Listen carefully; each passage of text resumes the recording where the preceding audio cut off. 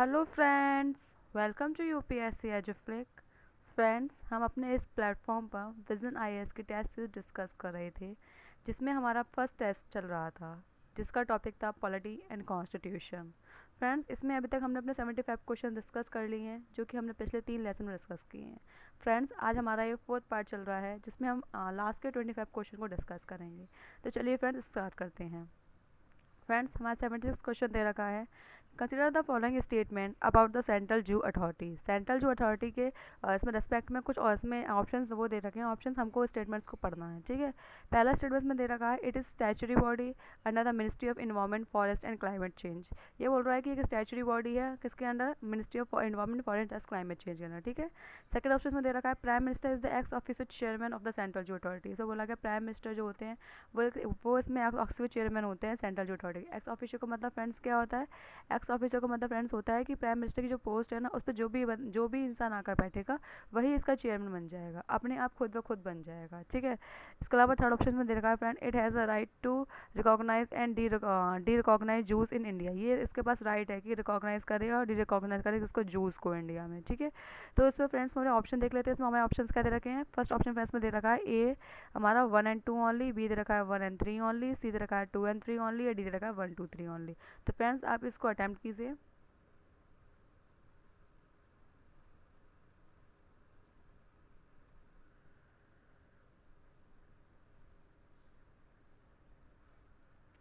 तो चलिए friend discuss करते हैं। इसमें फ्रेंड्स हमारा फर्स्ट ऑप्शन दे रखा है कि it is a statutory body. क्या है ये, स्टैचुटरी बॉडी है।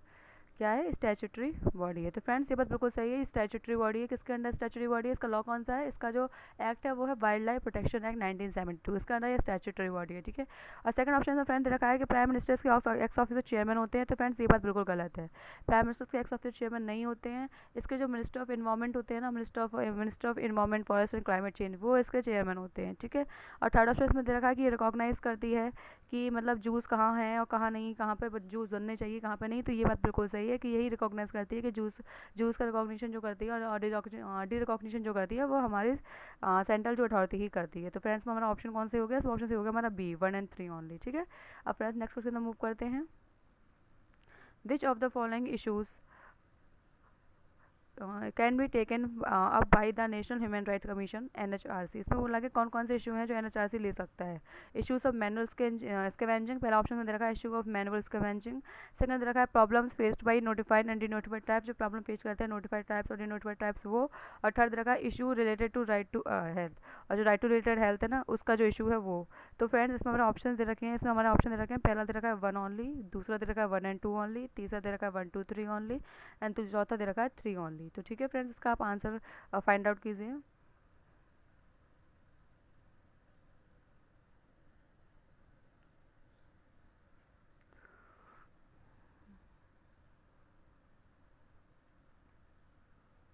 चलिए फ्रेंड्स देखिए, इसमें जो दे रखा है issue of manual convention, yes human rights commission या नेशनल ह्यूमन राइट्स कमीशन इसके बारे में भी देखता है।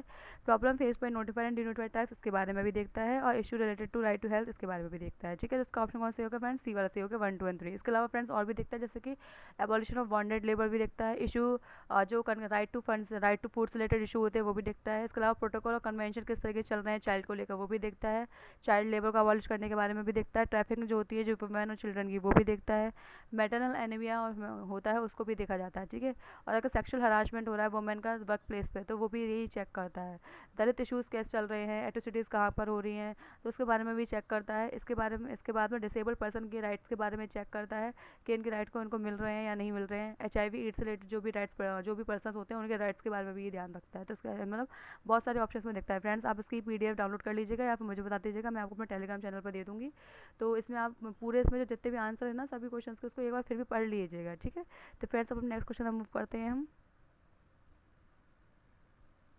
नेक्स्ट क्वेश्चन है फ्रेंड हमारा 78, विच of the following requires a constitution amendment under article 368 of the constitution. इसमें ये बोला गया है कि इनमें से किन किन चीज़ों के लिए कॉन्स्टिट्यूशन अमेंडमेंट एक्ट की आवश्यकता होगी, ठीक है। पहला दे रखा है election of president and it's manner. जब हमको इलेक्शन ऑफ मतलब प्रेसिडेंट और उसके मैनर का जो चेंज करना है उसके लिए हमको आर्टिकल 368 चाहिए होगा। सेकंड इसमें दे रखा है एडमिशन और स्टैब्लिशमेंट ऑफ न्यू स्टेट, अगर हम लोग को एडमिशन करना है स्टैब्लिश करना है किसी न्यू स्टेट को वो। या फिर थर्ड दे रखा है इसमें changes in representation of states in parliament, अगर हमको चेंजेस लाने हैं पार्लियामेंट में रिप्रेजेंटेशन में किसी भी स्टेट की, तो उसके लिए। तो फ्रेंड्स में ऑप्शन हमसे पूछा गया था, इसमें हमसे पूछा था करेक्ट आंसर, ठीक है। इसमें ऑप्शन दे रखे हैं फ्रेंड 1 एंड 2 ओनली, बी दे रखा है 2 एंड 3, सी दे रखा है 1 एंड 3 और डी दे रखा है 1 2 3। तो फ्रेंड्स अब इसका आंसर आप फाइंड आउट कीजिए।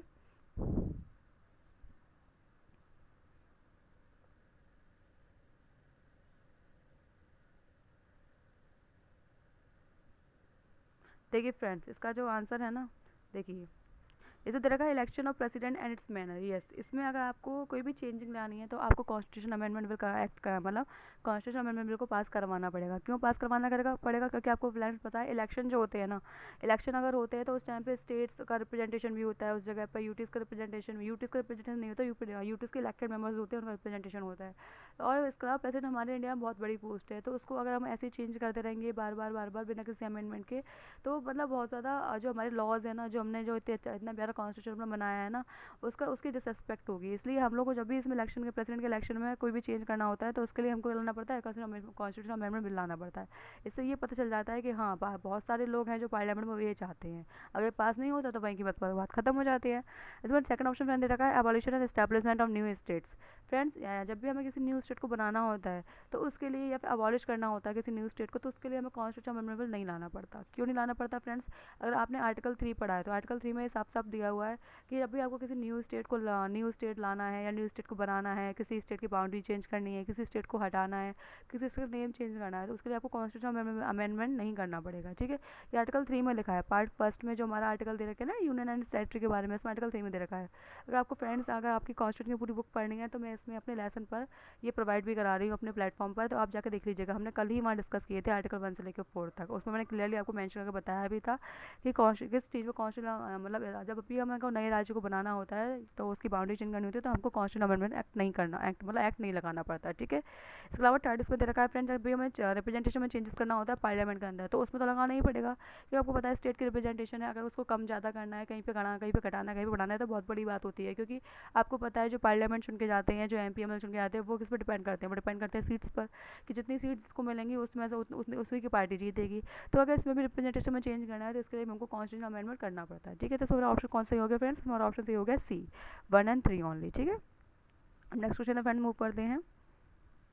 नेक्स्ट क्वेश्चन में दे रखा है to provide early childhood care and education for all children until they complete the age of 6 years is the provision made in the मतलब ये बोला गया कि जब ये जो बच्चा चाइल्डहुड केयर जो होती है और 6 year तक उसको एजुकेशन देनी है, ये किस में मेंशन किया गया है? तो ए दे रखा फंडामेंटल ड्यूटीज़ में, बी दे रखा डायरेक्टिव प्रिंसिपल स्टेट पॉलिसीज़ में, सी दे रखा फंडामेंटल राइट्स में और डी दे रखा 11 शेड्यूल में।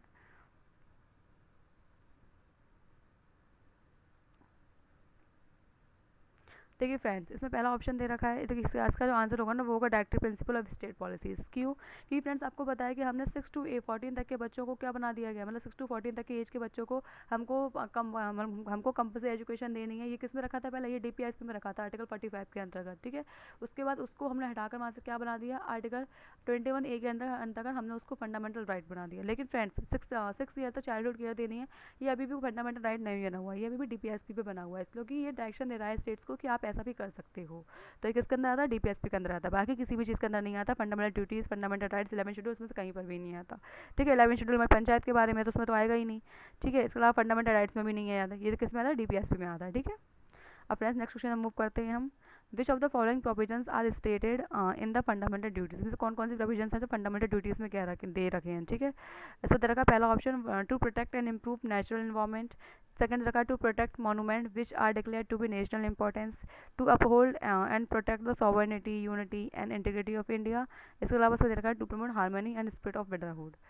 देखिए फ्रेंड्स, में पहला ऑप्शन में आपको बता ही दिया था कि हमको नेशनल एनवायरनमेंट को प्रोटेक्ट करना है, सेकंड में दे रखा है जो मॉन्यूमेंट्स होते हैं हमारे उसको प्रोटेक्ट करना है, थर्ड इसमें दे रखा है कि हमको अपने देश की सॉवरेनिटी, यूनिटी और इंटीग्रिटी बनाए रखनी है, और फोर्थ रखा हमको ब्रदरहुड को फॉलो करना है, ठीक है। तो इसमें हमसे पूछा गया है फ्रेंड्स, इसमें पूछा रहा है हमसे करेक्ट आंसर निकालना है आपको, ठीक है। पहला ऑप्शन में दे रखा है 1 and 3 ओनली, दूसरा दे रखा है 2 and 4 ओनली, सी दे रखा है 1 3 and 4 ओनली और डी दे रखा है 1 2 3 4 ओनली, ठीक है। तो फ्रेंड्स आपका आंसर फाइंड आउट कीजिए।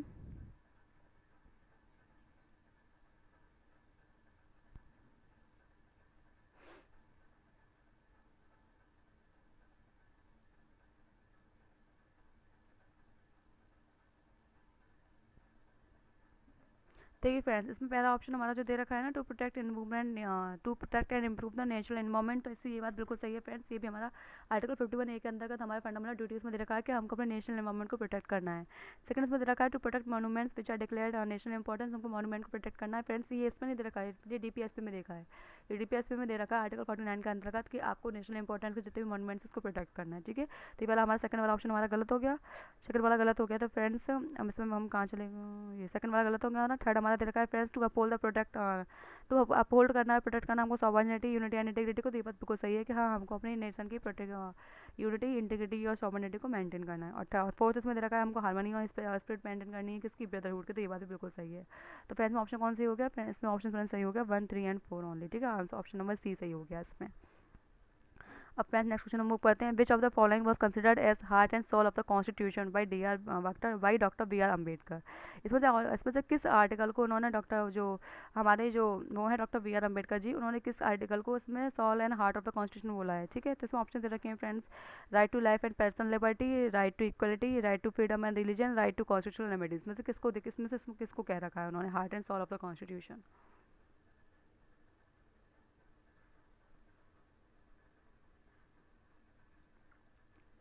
देखिए फ्रेंड्स, इसमें दे रखा है राइट टू कॉन्स्टिट्यूशनल रेमेडीज। इसी को फ्रेंड्स हमारे doctor B R Ambedkar ji ने heart and soul of the constitution बोल रखा है। क्यों बोल रखा है, क्योंकि आपको पता है कि फंडामेंटल राइट्स जो है जस्टिफाइड होते हैं, ठीक है। अगर वो हमको नहीं मिलते हैं तो हम लोग कोर्ट में जा सकते हैं, हाई कोर्ट में अप्रोच कर सकते हैं, सुप्रीम कोर्ट में अप्रोच कर सकते हैं। लेकिन हम लोग किस आर्टिकल के अंदर अप्रोच कर सकते हैं, ये भी तो है ना कि अगर हम जा सकते हैं तो किस लॉ के अंदर जाएंगे, किस आर्टिकल के अंदर जाएंगे। तो फ्रेंड्स इसमें हम लोग को राइट टू कॉन्स्टिट्यूशनल रेमेडीज है, जिसके अंतर्गत हम अपने फंडामेंटल राइट्स का अगर हम लोग को फॉलो नहीं मिल हो रहा है, हमको नहीं मिल रहा है, तो हम सुप्रीम कोर्ट और हाई कोर्ट में अप्रोच कर सकते हैं, ठीक है। तो ये भी एक फंडामेंटल राइट बना दिया गया है कि हमारा जो हमको जो अप्रोच करना है ना हाई कोर्ट सुप्रीम कोर्ट में, वो भी हमारा फंडामेंटल राइट है, ठीक है। तो ये भी हमारा किस में आता है, राइट टू जो कॉन्स्टिट्यूशन रेमेडीज। इसलिए प्रेसिडेंट वो, इसलिए डॉक्टर बी आर अम्बेडकर ने इनको बोला है कि हाँ, ये heart and soul of the constitution है। क्यों, क्योंकि आप बताइए जो चीज़ हमारे राइट्स को फॉलो करवा रही है हमसे, वो हमारे लिए कितनी इंपॉर्टेंट होगी। तो पूरे कॉन्स्टिट्यूशन का हार्ट है और सोल है, क्योंकि आपको पता है पूरे कॉन्स्टिट्यूशन में हमारे फंडामेंटल हमारे लिए कितने ज़्यादा इंपॉर्टेंट है। तो जो उनको फॉलो करवा रहा था वो तो उससे भी ज़्यादा इंपॉर्टेंट होगा, इसलिए पूरे कॉन्स्टिट्यूशन का ये हार्ट है, ये सोल है पूरे कॉन्स्टिट्यूशन का, ठीक है। अब नेक्स्ट क्वेश्चन मूव करते हैं हम अपने 82 में फ्रेंड्स कह रखा है which of the following is are eligible to get registered as a citizen of India. इसमें से कौन से लोग हैं जो सिटीजन बनने के लिए, मतलब जो सिटीजन बन सकते हैं इंडिया की।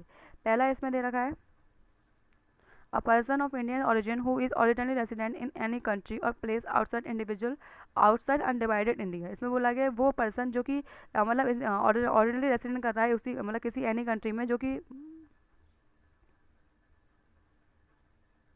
तो फ्रेंड्स ये बोल रखा है कि जो वो पर्सन जो कि किसी अदर कंट्री में रिसाइड कर रहा है या फिर जो अनडिवाइडेड इंडिया था ना उसके बाहर रिसाइड कर रहा था। सेकंड इसमें दे रखा है friends, a person who is married to a citizen of India and is ordinarily resident in India for 2 years. में बोला है कि जो किसी ने मतलब किसी भी पर्सन ने इंडियन के लोगों से इंडियन सिटीजन से मैरिज कर ली है और इसके अलावा वो इंडिया में पिछले 2 सालों से रह रहे हैं, ठीक है। और थर्ड इसमें दे रखा है पर्सन ऑफ फुल एज, एक फुल एज का पर्सन है, उसकी फुल कैपेसिटी है, मतलब कैपेसिटी का पर्सन है, who was earlier in India, जो कि पहले के इंडियन सिटीजन था, and is ordinarily resident in India for 12 months, और वो पिछले 12 मंथ से इंडिया में रह रहा है, ठीक है। अब इसमें आपसे पूछा क्या रहा है, इसमें तो पूछा रहा है करेक्ट आंसर कौन सा है इसका, ठीक है। फर्स्ट रखा 1 ओनली, दूसरा देखा 2 एंड 3 ओनली, तीसरा देखा 1 एंड 3 ओनली, चौथा देखा 2 ओनली। तो इसमें बताना है आपको कि इसमें कौन सा ऑप्शन इसमें सही है।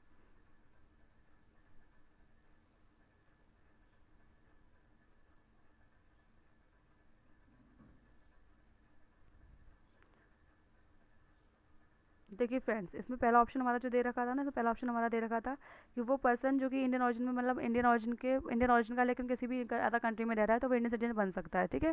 सेकंड स्टेटमेंट में दे रखा है कि एक पर्सन जो कि इंडियन सिटीजन से शादी कर लेता है और वो पिछले 2 सालों से इंडिया में रह रहा है तो वो इंडियन सिटीजन बन सकता है। तो फ्रेंड ये बात बिल्कुल गलत है, क्योंकि 2 साल नहीं 7 साल से उसको रहना चाहिए, 7 ईयर्स तक उसको रहना चाहिए इंडिया में, तब वो बन सकता है इंडियन सिटीजन, ठीक है। और थर्ड इसमें दे रखा है कि वो पर्सन जो कि फुल एज और कैपेसिटी का है, इसके बाद में वो इंडिया में पिछले 12 मंथ से रह रहा है और वो इंडियन सिटीजन है, ठीक है। तो ये बात बिल्कुल सही है, तो इसलिए हमारा ऑप्शन कौन सा हो गया फ्रेंड्स, ऑप्शन हमारा सही हो गया सी, ठीक है। अब फ्रेंड्स नेक्स्ट क्वेश्चन मूव करते हैं हम अपने which of the following is not correct. Friends याद रखिएगा इसमें क्या पूछा है, नॉट करेक्ट पूछा है, क्या पूछा है, not correct. With reference to the right guaranteed under the right to freedom of religion. इसमें से कौन से राइट्स है जो कि राइट टू फ्रीडम के अंतर्गत हमें नहीं दिए गए हैं, रिलीजन के अंतर्गत, ठीक है। Right to freedom of religion के अंदर हमें नहीं दिए गए हैं। इसमें पहला दे रखा है it includes right not to follow any religion. से ये दे रखा है कि आप चाहें तो कोई भी रिलीजन फॉलो ना करें, ये राइट दे रखा है आपको। दूसरा दे रखा है it is subject to limitations in order to protect public order, morality and health. Public order, morality और हेल्थ को मेंशन करने के लिए इसमें लिमिटेशंस लगाई गई हैं।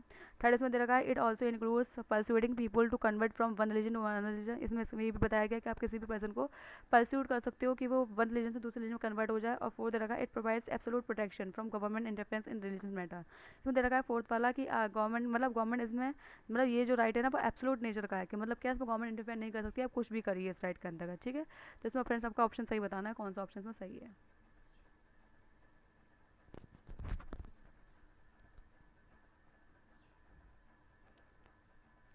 देखिए फ्रेंड्स, पहला जो दे रखा है ना कि it is include right not to follow any reason, ये बात दे रखी है हमारे right to freedom of reason में कि आप चाहें तो कोई भी रीजन फॉलो ना करें, ये आपकी मर्जी। ठीक है, दूसरा इसमें दे रखा है it is subject to limitation. हाँ, इसमें कुछ लिमिटेशन लगाई गई है। अगर हमारा पब्लिक ऑर्डर अगर ख़राब होता है, अगर मोरलिटी हमारे देश की ख़राब होती है, हेल्थ ख़राब होती है अगर किसी पर्सन की, तो उस टाइम पे हम लोग इसको लिमिट कर सकते हैं। ठीक है, थर्ड ऑप्शन में दे रखा है कि हम परस्यूट कर सकते हैं किसी पर्सन को कि वो वन रीजन से दूसरे रीजन में कन्वर्ट हो, तो ये बात बिल्कुल सही है कि हम चाहें तो अपने रीजन के बारे में अच्छी अच्छी बातें बताकर किसी भी इंसान को परस्यूट कर सकते हैं कि वो हमारे रीजन में कन्वर्ट हो सकता है, लेकिन हम उसे फोर्सफुली कन्वर्ट नहीं कर सकते हैं। ये बताया था कि हम उसे फोर्सफुली कन्वर्ट नहीं कर सकते हैं।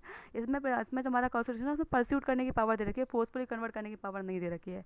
इसी वजह से इस टाइम पे आप देखते हैं न्यूज़ में बहुत ज़्यादा चलता रहता है कि हम लोगों ने धर्म परिवर्तन कर लिया, मतलब मुस्लिम वाला धर्म परिवर्तन हो जाता है, तो ऐसा कुछ हमारे इंडिया में नहीं है। इसी वजह से उनके लोग उन पर रोक भी लगाई जाती है। ठीक है, इसके अलावा से फोर्थ ऑप्शन फ्रेंड्स में दे रखा है कि ये एब्सोल्यूट प्रोटेक्शन प्रोवाइड करता है कि गवर्नमेंट इंटरफेयर ना करे, तो ये बात बिल्कुल गलत है क्योंकि मैंने आपको पहले बता दिया कि लिमिटेशन लगाई गई हैं और उन लिमिटेशन का अगर पालन नहीं होता है ना, तो उस टाइम पर गवर्नमेंट इंटरफेयर कर सकती है। ठीक है, नेक्स्ट फ्रेंड्स में दे रखा है Jawaharlal Nehru was chairman of which of the following committees of the constitution assembly. इसमें तो बोला गया है कि जवाहरलाल नेहरू हमारे किस किस कॉन्स्टिट्यूशन असेंबली के चेयरमैन थे। ठीक है, इसके पहला इसमें दे रखा है,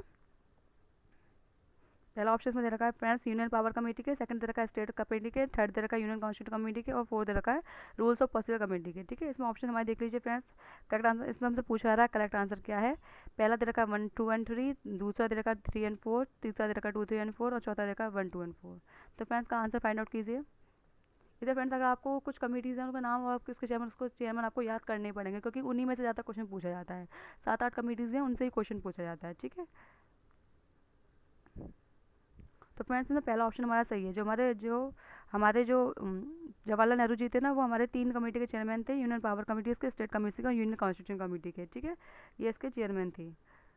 अब इसके अलावा फ्रेंड्स बाकी कमेटी का आप चेयरमैन देख लीजिए कि इसमें प्रोविंशियल कॉन्स्टिट्यूशन कमेटी के चेयरमैन थे हमारे सरदार पटेल जी, ड्राफ्टिंग कमेटी के थे doctor B R Ambedkar ji, advisory committee on fundamental rights उसके जो माइनॉरिटीज एंड ट्राइबल अफेयर्स के जो सेक्रेटरी थे वो भी सरदार पटेल जी थे, रूल्स ऑफ प्रोसीजर कमेटी के डॉक्टर राजेंद्र प्रसाद जी थे और स्टेयरिंग कमेटी के हमारे डॉक्टर राजेंद्र प्रसाद जी। ठीक है, तो इस तरीके से आपने देखा कि 3 इसमें बताई गई हैं और 5 मैंने आपको भी और बता दिया, तो टोटल मिला के हमारे पास 8 कमेटीज़ हैं।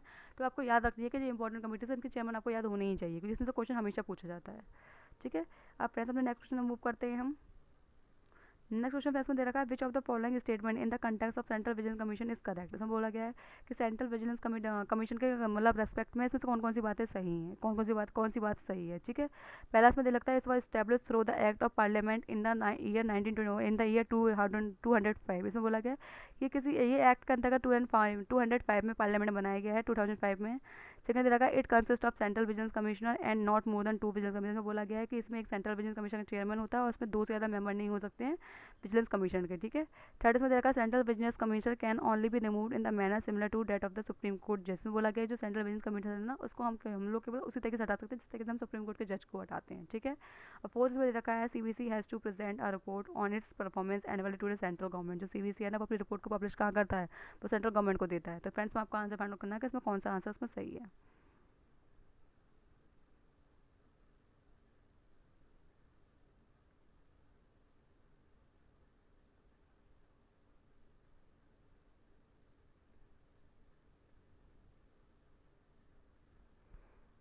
फ्रेंड्स में देखिए ये वाला जो दे रखा है पहला वाला ऑप्शन कि ये इस्टेब्लिश किया गया था पार्लियामेंट में 2005 में। तो ये बात फ्रेंड इसकी क्या कहते हैं गलत है क्योंकि ये आर्टिकल ये अंडर 1964 में बनाया गया था एग्जीक्यूटिव रिजोल्यूशन को पास करके। ठीक है, तो ये वाला हमारा गलत हो गया। सेकंड में दे रखा है ये कंसिस्ट करता है सेंट्रल विजिलेंस कमिश्नर और उसके अलावा इसमें 2 से ज़्यादा मेंबर नहीं होने चाहिए विजिलेंस कमिश्नर के। तो ये बात बिल्कुल सही है कि हाँ ये मल्टी मेंबर बॉडी होता है जिसमें एक चेयरमैन होता है और 2 मेंबर्स होते हैं। ठीक है, थर्ड इसमें दे रखा है कि ये सुप्रीम कोर्ट के जज के अकॉर्डिंग हटाया जाता है जिससे कि सुप्रीम कोर्ट के जज हटाया जाता है। तो ये बात बिल्कुल गलत है, ये प्रेसिडेंट के प्लेजर तक काम करते हैं, जब प्रेसिडेंट जाता है तो उनको हटा सकता है। ठीक है, और फोर्थ रखा है ये अपने एनुअल रिपोर्ट किसको सबमिट करता है, सेंट्रल गवर्नमेंट सबमिट करता है। ये बात ये फ्रेंड्स ये बात भी बिल्कुल गलत है क्योंकि अपनी एनुअल रिपोर्ट किसको सबमिट करते हैं, ये करते हैं प्रेसिडेंट को अपनी एनुअल रिपोर्ट सबमिट। ठीक है, तो ये वाला हमारा ऑप्शन गलत हो गया। ठीक है, अपने सामने नेक्स्ट क्वेश्चन मूव करते हैं। फ्रेंड्स हम अपना अब नेक्स्ट क्वेश्चन डिस्कस करते हैं। नेक्स्ट क्वेश्चन फ्रेंड्स में दे रखा है कि with reference to the international monetary and finance committee consider the following statement. ठीक है, हमारी international monetary and finance committee का रिस्पेक्ट में इसमें कुछ स्टेटमेंट दे रखे हैं जो हमको पढ़ने हैं। पहला दे रखा है it is a ministerial level committee of the international monetary fund. ये इंटरनेशनल मॉनेटरी फंड का मिनिस्ट्रियल लेवल कमेटी है। सेकंड दे रखा है India is yet to become the member of the committee. India अभी तक इसका मेंबर नहीं बना है। ठीक है, ऑप्शन में दे रखे हैं फ्रेंड्स हमारे, हमसे पूछा जा रहा है करेक्ट क्या है। ठीक है, पहला दे रखा है वन ओनली, दूसरा दे रखा है वी ओनली, तीसरा दे रखा है बोथ 1 and 2 और डी दे रखा है नाइदर 1 nor 2। तो फ्रेंड्स का आंसर फाइंड आउट कीजिए अब आप।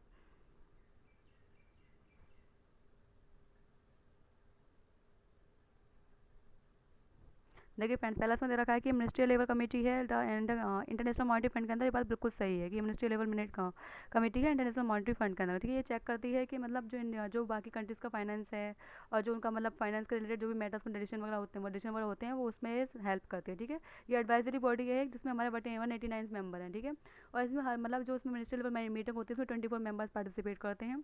और इसके अलावा इसमें सेकंड ऑप्शन इसमें दे रखा है India yet to become member of the committee. तो ये बात बिल्कुल गलत है कि इंडिया इसका मेंबर ऑलरेडी है।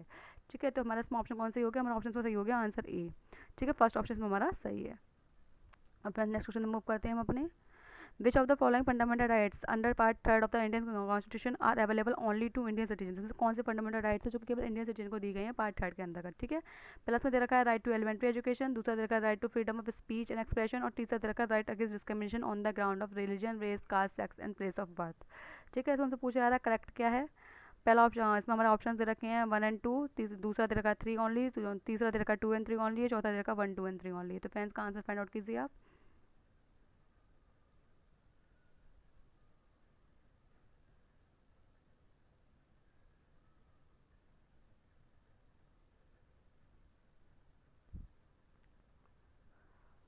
देखिए फ्रेंड्स, इसका जो आंसर है ना वो हमारा आंसर है आंसर सी 2 and 3 ओनली, क्योंकि राइट टू एलिमेंट्री एजुकेशन है ये फॉरेन स्टूडेंट्स को भी दिया जाता है, मतलब फॉरेन जो कंट्रीज़ के लोग हैं उनको भी दिया जाता है। इसके अलावा फ्रेंड्स आप एक बात और देख लीजिए, मैं आपको बता देती हूँ कि हमारे कौन कौन से राइट्स हैं जो कि हमारे इंडियन सिटीजन को दिए गए हैं। ठीक है, इसमें आता है हमारा provision of discrimination on grounds of religion, race, caste, sex and place of birth जो कि आर्टिकल 15 के अंदर आता है। इसके अलावा आता है equality of opportunity in matters of public employment, article 16 के अंदर आता है। इसके अलावा दे रखा है प्रोटेक्शन ऑफ 6 राइट्स, जो कि प्रोटेक्शन दे रखा है 6 राइट का, इसमें राइट टू स्पीच और एक्सप्रेशन वाले में ना, उसमें देखो freedom of speech and expression, assembly करना, एसोसिएशन बनाना, मूवमेंट करना, रेसिडेंस, इसके अलावा प्रोफेशन, इन सबको भी इन सब के लिए भी केवल हमारे इंडियन सिटीजन है वही हमारे राइट को मांग सकते हैं। ठीक है, इसके अलावा दे रखा है protection of language, script and culture of minorities, इसके लिए भी हमारे ये वाला भी हमारा केवल इंडियन सिटीजन के लिए राइट दे रखा है। और इसमें एक और दे रखा है right to minorities to establish administration and educational institution, ये वाला भी हमारे केवल इंडियन सिटीजन के लिए रखा है। ठीक है, आर्टिकल 29 और आर्टिकल 30। ठीक है, इसके अलावा बात करते हैं ऐसे ऐसे राइट्स जो कि दोनों के लिए दे रखे हैं वो कौन कौन से हैं। Equality before law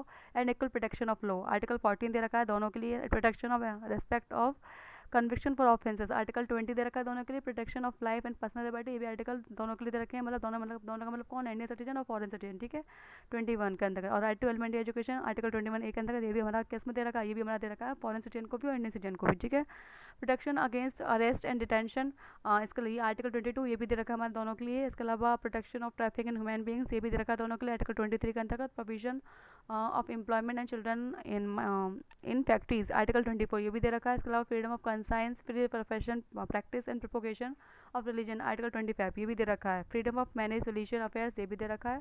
freedom from payment of taxes, promotion and religion, article 27 ये भी दे रखा है। इसके अलावा फ्रीडम ऑफ अमेंडिंग रिलीजन ये भी दे रखा है। तो इसका फ्रेंड्स आप एक बार याद कर लीजिए कि मतलब आपको कौन कौन से नहीं दे रखे हैं, आप ये याद कर लीजिए। ठीक है, हमारा आर्टिकल 15, आर्टिकल 16, आर्टिकल 19 और आर्टिकल 29 और आर्टिकल 30। ठीक है, 5 आर्टिकल हैं, 15, 16, 19, 29 और 30 ये नहीं दे रखे हैं। बाकी जितने भी आर्टिकल्स बनते हैं ना फंडामेंटल राइट्स में वो सभी दे रखे हैं। ठीक है, 15 कौन कौन से नहीं दे रखा, 15, 16, 19, 29 और 30 ये केवल किसको दे रखा है, ये केवल उसको दे रखा है, ये किसको दे रखा है, ये केवल दे रखा है हमारे इंडियन सिटीजन को। बाकी सारे आर्टिकल्स जितने फंडामेंटल राइट्स में आते हैं वो सब दे रखे हैं किसको दे रखे हैं, फॉरेन सिटीजन को दे रखे हैं। ठीक है, इसको फ्रेंड्स हम बात करते हैं हमारा नेक्स्ट क्वेश्चन की।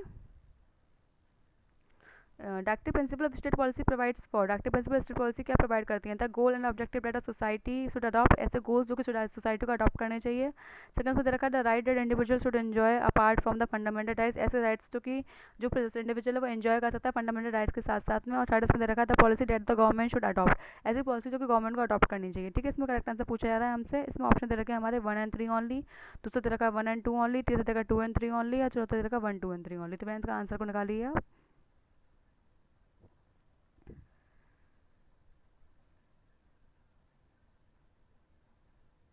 देखिए फ्रेंड्स, का जो आंसर है ना वो है हमारा क्या, तीसरा, वो चौथा सॉरी, 1 2 एंड 3 ओनली। देखिए द गोल्स और ऑब्जेक्टिव बताता है ये कि सोसाइटी को क्या अडॉप्ट करना चाहिए। इसके अलावा ये हमारे फंडामेंटल राइट्स के अलावा भी कुछ लॉ बताता है, जैसे कि आपको पता है कि डीपीएसपी क्या होती है, डायरेक्शन देती है गवर्नमेंट को, और गवर्नमेंट को डायरेक्शन देती है तो गवर्नमेंट उसके रेस्पेक्ट में काम करती है और लॉज बनाती है। तो लॉज भी हम लोग को इन्जॉय करने के लिए देते हैं ना, कि वो लॉज हम ही तो इन्जॉय करते हैं, इसलिए हमारा सेकंड वाला भी सही हो गया। इसके अलावा ये पॉलिसीज है गवर्नमेंट की जो गवर्नमेंट को अडॉप्ट करनी चाहिए, ये तो बात तो आपको पता ही है, तो इसलिए हमारा थर्ड भी सही हो गया। ठीक है, अब फोर्थ क्वेश्चन हम अपना नेक्स्ट क्वेश्चन मूव करते हैं।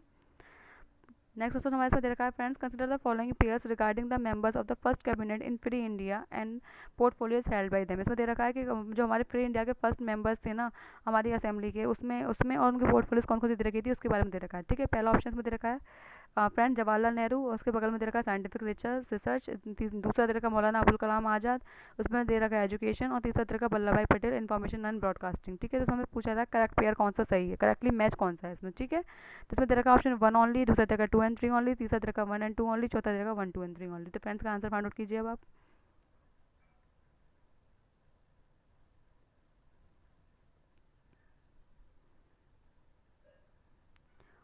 देखिए फ्रेंड, इसमें ये तीनों ऑप्शन हमारे सही हैं। इसमें जवाहरलाल नेहरू जो दे रखे हैं साइंटिफिक रिसर्च के लिए, ये भी सही है। इसके अलावा मौलाना अब्दुल कलाम आजाद दे रखे हैं एजुकेशन के लिए, ये भी सही है। और तीसरा दे रखा वल्लभ भाई पटेल, ये भी सही है इन्फॉर्मेशन और ब्रॉडकास्टिंग के लिए। इसके अलावा फ्रेंड्स और भी इसमें हमारे वो थे, इसको मैं बता दे रही हूँ आपको। सरदार वल्लभ भाई डॉक्टर राजेंद्र प्रसाद जो थे वो फूड एंड एग्रीकल्चर के लिए थे, डॉक्टर जॉन मंथाई रेलवेज का ट्रांसपोर्ट के लिए थे, सरदार बलदेव सिंह जी हमारे डिफेंस के लिए, श्री जगजीवन राम जी थे हमारे लेबर के लिए, मिस्टर सी एच भावा जो कि कॉमर्स के लिए थे, मिस्टर रफ़ी अब्दुल किडवाई जो कि कम्युनिकेशन के लिए थे, राजकुमार अमृत कौर जो कि हेल्थ के लिए थे, राजकुमारी अमृत कौर जो कि हेल्थ के लिए थी, doctor B R Ambedkar ji law के लिए थे, श्री आर के शम्मुकाम छिट्टी जी हमारे फाइनेंस के लिए थे, डॉक्टर श्यामा प्रसाद मुखर्जी ये इंडस्ट्री एंड सप्लाईज के लिए थे, और श्री एन वी गिलगेट ये हमारे कहते हैं एन वी गडकरी हमारे वर्क माइंड्स ऑफ पावर के लिए थे। फ्रेंड्स ये लिस्ट पूरी दे रखी है, विजन आई की जो आपके आंसर्स के टेस्ट के लिए मतलब आंसर दे रखे होते हैं ना पीछे, उसमें दे रखी है पूरी, आप चाहे तो उसे पढ़ सकते हैं। ठीक है, हम फ्रेंड्स अपने नेक्स्ट क्वेश्चन मूव करते हैं।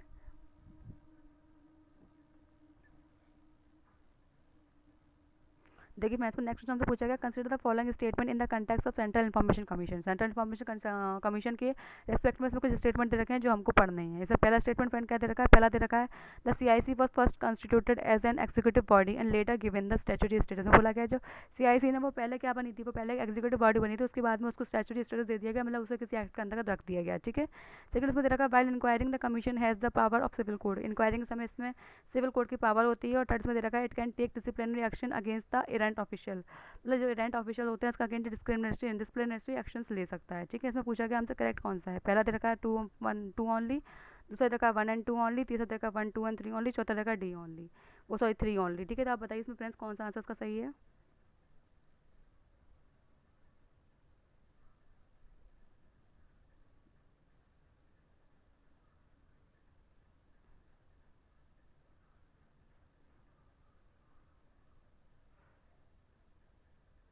देखिए फ्रेंड्स, इसमें हमारा पहला ऑप्शन दे रखा है ना कि ये पहले एग्जीक्यूटिव बॉडी थी, उसके बाद में इसे स्टैट्यूटरी बॉडी बनाएगा, तो ये बात बिल्कुल गलत है फ्रेंड्स। पहले हमारा लॉ बना था जो कि था राइट टू इन्फॉर्मेशन एक्ट 2001, इसके अंतर्गत इसको सीआईसी को बनाया गया था, तो ये शुरू से ही स्टैट्यूटरी बॉडी है। ठीक है, पहला ऑप्शन हमारा गलत हो गया, तो फ्रेंड्स ये वाला भी गलत हो गया, ये वाला भी गलत हो गया। अब हम चेक करते हैं, सेकंड बचा है थर्ड बचा। ठीक है, सेकंड वाला पढ़ते हैं, by inquiring the commission has the power of civil court. तो फ्रेंड्स ये जो बात है ना हमारी,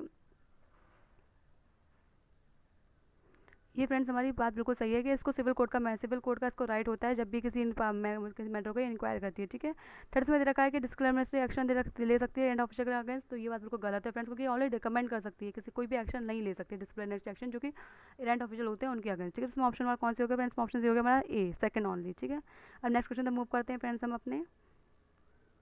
इसमें तरह का consider the following statement in the context of the national commission for protection of child rights. National commission for protection of child right है, उसके अंतर्गत इसमें स्टेटमेंट दे रखे हैं वो हमको पढ़ने हैं।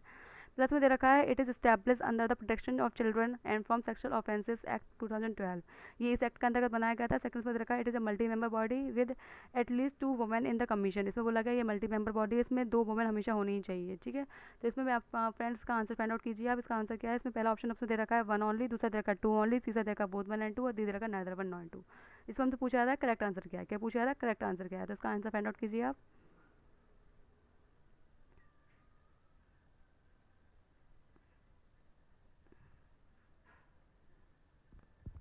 देखिए फ्रेंड्स, में पहला ऑप्शन जो दे रखा है ना कि it is establish under the protection of children from sexual offences act 2012। तो फ्रेंड ये बात याद रखना, 2012 नहीं है यहाँ पे 2005।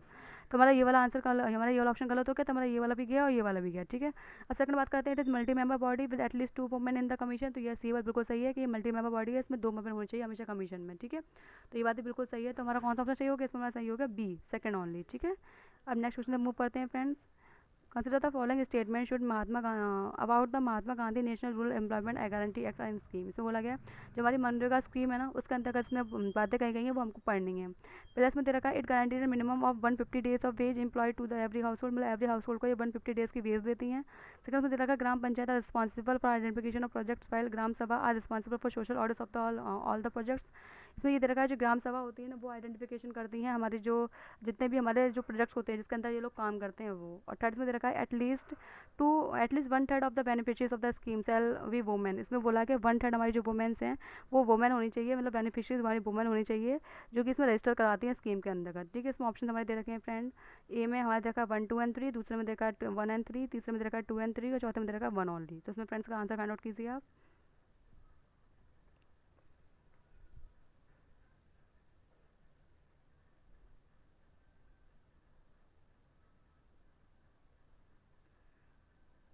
देखिए फ्रेंड्स, में पहला ऑप्शन जो इसमें दे रखा है ना 150 डेज, 150 डेज है ही नहीं है, ये आपको पता है 100 डेज का कराती है। कौन कराती है? 100 डेज का कराती है। तो ये बात बिल्कुल गलत हो गई। तो हमारा फर्स्ट ऑप्शन गलत हो गया। फर्स्ट ऑप्शन देखिए फ्रेंड्स, हमारे तीनों ऑप्शन चले गए, 1 ये वाला और ये वाला भी गया। तो हमारा ऑप्शन आप देख रहे हैं, आप सी वाला आंसर हमारा सही है। मतलब क्या है कि हाँ, ग्राम पंचायत होती हैं वही रिस्पॉन्सिबल होती हैं जो कि चेक करती हैं कौन से प्रोजेक्ट हैं जिन पर काम कराना है, ठीक है। और इसमें थर्ड दे रखा है, जो बेनिफिशियरीज होनी चाहिए 1/3 वो हमारी वुमेन होनी चाहिए। तो ये बात बिल्कुल सही है कि हाँ, 1/3 वो बेनिफिशियरीज हमारी कौन होनी चाहिए? वुमेन होनी चाहिए, ठीक है। तो फ्रेंड्स, हम अपने नेक्स्ट क्वेश्चन में मूव करते हैं।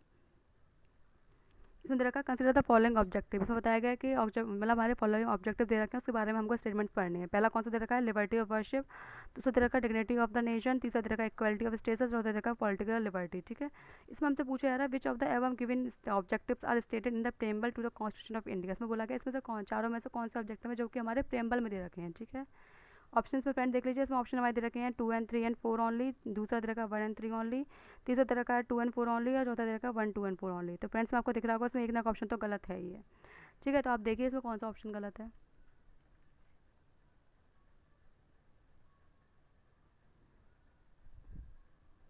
देखिए फ्रेंड्स, में दे रखा है जो पहला हमारा लिबर्टी ऑफ वर्शिप, ये दे रखी है, आपको पता है लिबर्टी ऑफ किसको दे रखी है? Liberty of worship, faith, expression, believes. इसके अलावा हमारा डिग्निटी ऑफ नेशन दे रखा है। ये बात बिल्कुल गलत है, क्योंकि फ्रेंड्स में नेशन नहीं दे रखा है, इसमें दे रखा है इंडिविजुअल। हमको किसकी डिग्निटी मेंटेन करनी है? इंडिविजुअल डिग्निटी मेंटेन करनी है, ठीक है। इसके अलावा थर्ड दे रखा है इक्वालिटी ऑफ स्टेटस। ये बात बिल्कुल सही है, आपको पता है equality of status and opportunity दो चीज़ दे रखी हैं। और चौथा दे रखा है पॉलिटिकल लिबर्टी। तो ये बात बिल्कुल सही है, आपको पता है सोशल, इकोनॉमिकल, पॉलिटिकल लिबर्टी हमारे प्रेम्बल में साफ साफ लिखी हुई है। तो इसमें हमारा कौन सा ऑप्शन गलत हो गया? इसमें सेकंड ऑप्शन हमारा गलत हो गया। तो देखिए फ्रेंड्स, सेकंड ऑप्शन गलत होने से हमारे 3 ऑप्शन चले गए। देखिए ये वाला भी हमारा गया।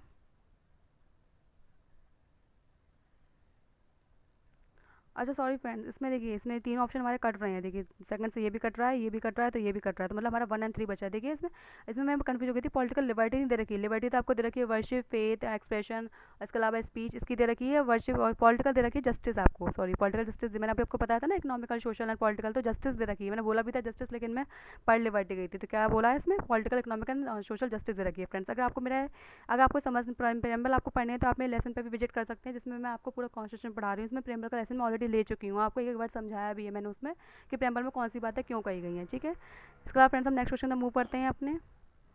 Consider the following pairs. Constitution amendment दे रखे हैं और आउटकम दे रखे हैं, ठीक है। इसमें दे रखा है पहला वाला हमारा, देखिए 61st कॉन्स्टिट्यूशन अमेंडमेंट से क्या हुआ था? रिड्यूस की गई थी वोटिंग एज हमारी, जो कि आज हमारी 18 ईयर्स है, जो पहले 21 ईयर्स हुआ करती थी। तो इसमें बोला गया है कि 61 अमेंडमेंट जो हुआ था उससे हमने अपनी वोटिंग एज को रिड्यूस किया था, ठीक है। इसमें सेकंड तरह का 86 अमेंडमेंट हमने क्या किया था? फंडामेंटल ड्यूटीज़ को लागू किया था कि पेरेंट्स है ना, वो बच्चों को एजुकेशन प्रोवाइड करवाएंगे 14 ईयर्स तक की, जो कि कंपलसरी एजुकेशन होगी। और थर्ड इसमें देखा 52 सेकंड अमेंडमेंट से क्या किया था? डिस्क्वालिफिकेशन लेके आए थे ग्राउंड ऑफ डिफेक्शन के केस में, ठीक है। तो इसमें हमारे ऑप्शन क्या क्या देख रखे हैं। देखिए फ्रेंड्स, में पूछा गया करेक्टली मैच कौन सा है। पहला दे रखा है इसमें 3 ओनली, दूसरा दे रखा 1 एंड 2 ओनली, तीसरा दे रखा 2 ओनली और डी दे रखा 1, 2 एंड 3 ओनली। तो फ्रेंड्स का आंसर फाइंड आउट कीजिए आप।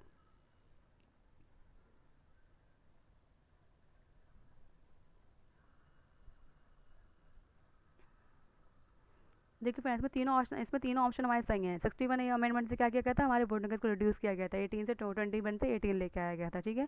86 से हमारे क्या, आपने आपको देखा था 86 अमेंडमेंट से क्या लागू किया गया था, राइट टू एजुकेशन राइट लागू किया गया था। तो इसमें हमने अपनी आर्टिकल 51A के अंतर्गत हमने एक ड्यूटी और जोड़ दी थी इसमें, जो कि हम कहते हैं कि हमारे फंडामेंटल राइट्स, हमारे फंडामेंटल ड्यूटीज़ में अभी तक केवल एक ही अमेंडमेंट हुआ है।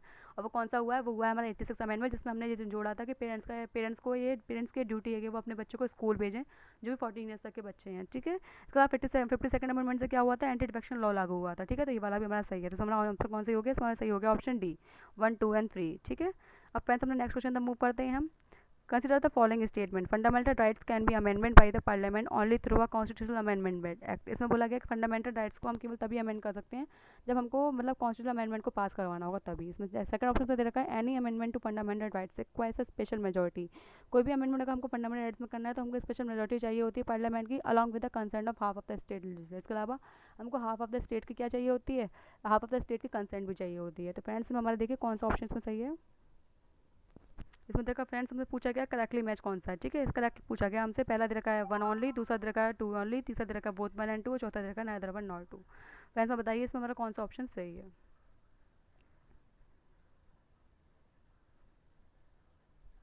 देखिए फ्रेंड्स में दे रखा है कि जब भी हमको फंडामेंटल राइट को चेंज करना होता है तो हमको कॉन्स्टिट्यूशनल अमेंडमेंट करना होता है। ये बात बिल्कुल सही है कि हाँ, जब भी हमको फंडामेंटल राइट को चेंज करना होगा तो हमको कॉन्स्टिट्यूशनल अमेंडमेंट लेके आना पड़ेगा। और जब भी उसमें ये बात भी कही है कि चाहे हम कितने भी कॉन्स्टिट्यूशनल अमेंडमेंट क्यों ना ले आए, हम अपने बेसिक स्ट्रक्चर को चेंज नहीं कर सकते हैं। कॉन्स्टिट्यूशन के बेसिक स्ट्रक्चर को चेंज नहीं कर सकते हैं। मतलब क्या, ये किस में कहा गया था, ये केस कहा गया था केस वतन भारतीय केस में, कि हम चाहे कुछ भी कर सकते हैं लेकिन कॉन्स्टिट्यूशन के बेसिक स्ट्रक्चर चेंज नहीं कर सकते हैं, चाहे इसमें कॉन्स्टिट्यूशन कितने भी अमेंडमेंट को ना लगा दें हम, ठीक है। और इसमें सेकंड तरह का है कि इसमें कि हमको हाफ ऑफ द मेजोरिटी चाहिए होती है, हमको मतलब कोई भी अमेंडमेंट करना होता है उसमें हाफ ऑफ द स्टेट की मेजोरिटी चाहिए होती है कंसेंट की, ठीक है। तो ये बात बिल्कुल गलत है फ्रेंड। जो भी मैटर होते हैं जो कि रिलेटेड होते हैं किससे, जिसमें हमारे स्टेट का कोई रोल होता है ना, उस केस में हमको हाफ ऑफ द मेजोरिटी चाहिए होती है स्टेट की, जहाँ पर हमारे फेडरल सिस्टम का कोई ना कोई बात हो रही होती है। इसके अलावा हमको हर जगह हाफ ऑफ द स्टेट की कंसेंट नहीं चाहिए होती। और वो मैटर कौन कौन से फ्रेंड्स देख लीजिए, जैसे कि हमको इलेक्शन और प्रेसिडेंट करना हो ना, या उसके मैनर को चेंज करना हो तो वो भी हमको चाहिए होता है। पहले हमने ऊपर वाला क्वेश्चन भी आया था उसमें हमने पढ़ा था, ठीक है। इसके अलावा हमको एक्जीक्यूटिव पावर में चेंज करना हो यूनियन स्टेट्स की, उसके लिए चाहिए होता है।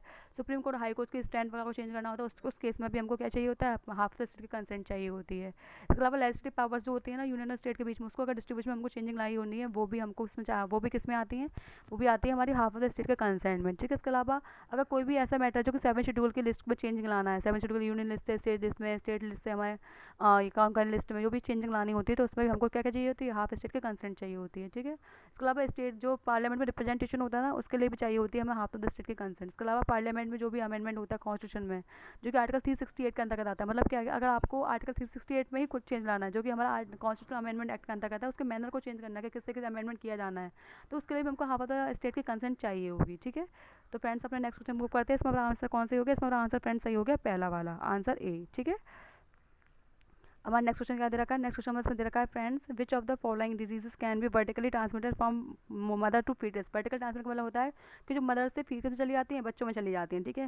इसमें हमें ऑप्शन दे रखे हैं जीका, सेकंड दे रखा है एबोला, तीसरा दे रखा है HIV और फोर्थ दे रखा है रुबेला, ठीक है। इसमें हमसे पूछा जा रहा है कि करेक्ट कौन सा है इसमें, ठीक है। पहला दे रखा है 1 ओनली, दूसरा दे रखा है 1, 2 एंड 3 ओनली, तीसरा दे रखा है 1, 2, 3 ओनली और चौथा दे रखा है 1, 2, 3 एंड 4 ओनली। तो फ्रेंड्स आपको बताना है इसमें कौन से ऑप्शन, किसमें से कौन सी जो डिजीज़ है वो कि सीधे मदर से किस में ट्रांसफर होती है, फीटस में ट्रांसफर होती है, मतलब कि बच्चों में ट्रांसफर हो जाती है।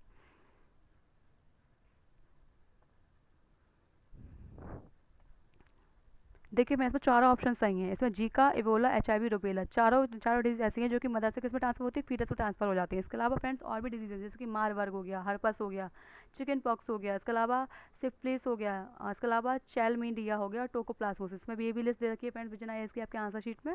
तो ये पूरी लिस्ट भी आप याद कर लीजिएगा कि इसमें कौन कौन से डिजीज हैं जो वर्टिकल ट्रांसफर हो सकती हैं। आपको पता है इस टाइम में डिजीज के क्वेश्चन बहुत ज़्यादा आ सकते हैं, क्योंकि आपको पता है कोरोना वायरस के लिए ये बात चल रही थी कि क्या कोरोना वायरस भी माँ से बच्चों में ट्रांसफर हो सकता है जो कि मदर इस टाइम प्रेगनेंट है, तो उसके लिए बात चल रही है। ऐसे वैसे ये वाला क्वेश्चन पूछा जा सकता है आपसे, ठीक है। अब फ्रेंड्स नेक्स्ट क्वेश्चन मूव करते हैं हम अपने। नेक्स्ट क्वेश्चन में दे रखा है which of the following statement is correct. इसमें पूछा गया कौन सा स्टेटमेंट करेक्ट है, ठीक है। In the context of the provision of the Lokpal और लोकायुक्त एक्ट है ना 2013, उसके कंसेप्ट में इसमें कौन सा ऑप्शन करेक्ट है, ठीक है। पहले इसमें दे रखा है लोकपाल जो होते हैं वो शिवमोटिव पावर है उनकी कि वो प्रोसीड कर सकते हैं किसी पब्लिक सर्वेंट को।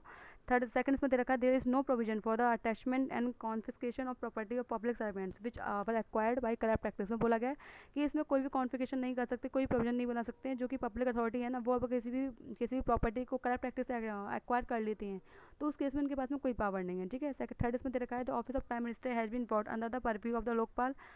इसमें बोला गया जो प्राइम मिनिस्टर का ऑफिस है ना वो इसकी परव्यू के अंतर्गत आता है, किसके, लोकपाल के अंदर। और चौथा इसमें दे रखा है anonymous complain are consider by the Lokpal. जो अनोनिमस कंप्लेन होती है ना वो भी लोकपाल कंसिडर करते हैं, ठीक है। तो इसमें फ्रेंड्स बताइए कौन सी इसमें सही बात कही गई है।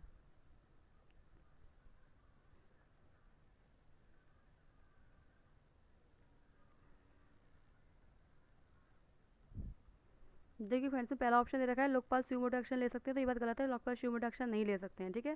सेकंड में दे रखा है उनके पास कोई प्रोविजन नहीं है कि जब भी कोई पब्लिक सर्वेंट जो है वो किसी करप्ट प्रैक्टिस से किसी प्रॉपर्टी को एक्वायर कर लेता है तो उनके पास में प्रोविजंस हैं, तो ये बात भी गलत होगी हमारी, ये भी गलत हो गया हमारा। और उसमें थर्ड दे रखा है कि जो प्राइम मिनिस्टर है ना वो भी इसकी परव्यू के अंतर्गत आता है कि वो उसको चेक कर सकते हो, ये बात बिल्कुल सही है कि जो प्राइम मिनिस्टर है ना वो भी इसकी परव्यू के अंतर्गत आता है कि लोकपाल उनको भी चेक कर सकता है, ठीक है, ये बात सही होगी हमारी। चौथा दे रखा है इसमें अनोनिमस कंप्लेन को कंसिडर नहीं करते लोकपाल, तो ये बात भी हमारी गलत है, ठीक है, ये बात भी हमारी क्या है, गलत है, ठीक है। अनोनिमस कंप्लेन को वो कंसिडर अनोनिमस कंप्लेन को वो कंसिडर करते हैं तो ये बात भी गलत है, वो अनोनिमस कंप्लेन को कंसिडर नहीं करते हैं, ठीक है। फ्रेंड्स नेक्स्ट क्वेश्चन हम लोग मूव करते हैं। इन the context of the constitution of India the objective of justice social economical and political इस एक्सप्रेसली मेंशन है। इसमें बोला गया है कि जो हमारी social economical and political justice है ना वो किस किस में मतलब बिल्कुल दिखाई गई है, साफ साफ हमको स्वतंत्र रूप से दिखाई देती है, ठीक है। पहला ऑप्शन इसमें दे रखा है फ्रेंड्स प्रेम्बल में, दूसरा दे रखा है इसमें directive principle of state policies में, तीसरा दे रखा है बोथ प्रेम्बल और डायरेक्टिव प्रिंसिपल स्टेट पॉलिसी में, और चौथा दे रखा है neither preamble not directive principle state policy में। तो फ्रेंड्स में आपको आंसर फाइंड आउट करना है कि सोशल इकोनॉमिकल और पॉलिटिकल जस्टिस में किन किन को किन किन चीज़ों में दे रखी है, किन किन में नहीं दे रखी।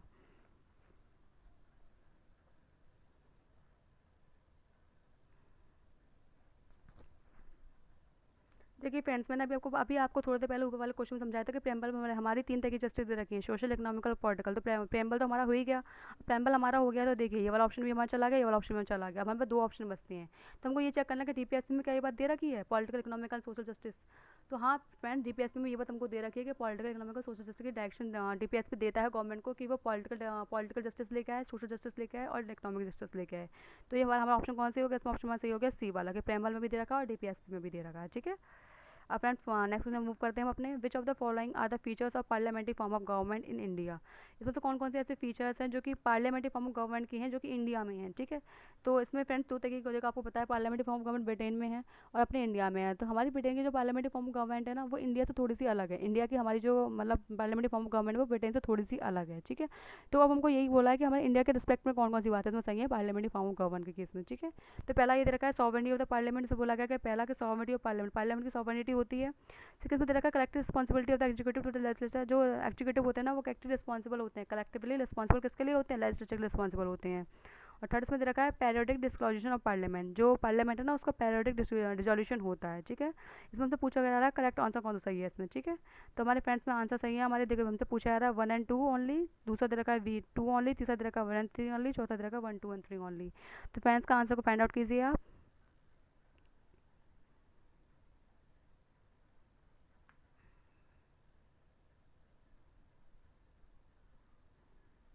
देखिए मैं इसमें पहला ऑप्शन में दे रखा है ना सॉवरेनिटी ऑफ पार्लियामेंट, हमारे यहाँ ये बात नहीं है, ये वाली बात ब्रिटेन में है, हमारे नहीं। हमारे सॉवरेनिटी किसकी है, कॉन्स्टिट्यूशन की है।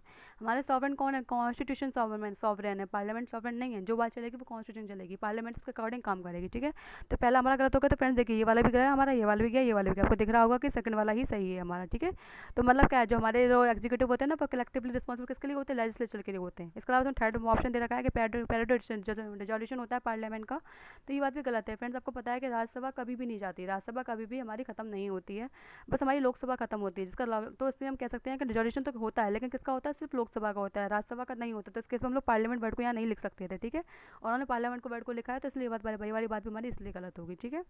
अब फ्रेंड्स हमने नेक्स्ट मूव करते हैं। Which of the following are correct in the context of rights in the democracy. इसमें तो बोला गया कि कौन सी चीज़ें इसमें करेक्ट हैं हमारे डेमोक्रेसी के लिए, ठीक है। इसमें बोला गया rights are reasonable claims of person recognise by society and sanctioned by law. इसमें बोला गया है जो हमारे राइट्स है ना वो एक रीजनेबल क्लेम्स है जो कि पर्सन ले सकता है सोसाइटी के लिए, सोसाइटी से, और उसको सैंक्शन किया जाता है किससे, लॉ से सैंक्शन किया जाता है। सेकंड इसमें दे रखा है right protects minorities from the operation of the majority. और राइट प्रोटेक्ट जो मतलब जो माइनॉरिटीज़ के लिए हमने जो राइट्स दे रखे हैं ना वो केवल इसलिए दे रखे हैं ताकि हमको उनको मेजोरिटी का ऑपरेशन से बचाना है, मेजोरिटी उनको जो ऑपरेस करती है ना उनसे बचाना है, ठीक है। तो इसमें देखिए फ्रेंड्स इसमें हमारे कौन सा ऑप्शन सही है। फर्स्ट हमारे से पूछा गया करेक्ट कौन सा है इसमें आंसर, पहला हमारा दे रखा है इसमें करेक्ट आंसर पूछा गया है, पहला दे रखा है 1 ओनली, दूसरा दे रखा है 2 ओनली, तीसरा दे रखा है बोथ 1 and 2, चौथा दे रखा है नाइदर 1 nor 2। तो फ्रेंड्स बताइए इसमें कौन सा ऑप्शन हमारा सही है।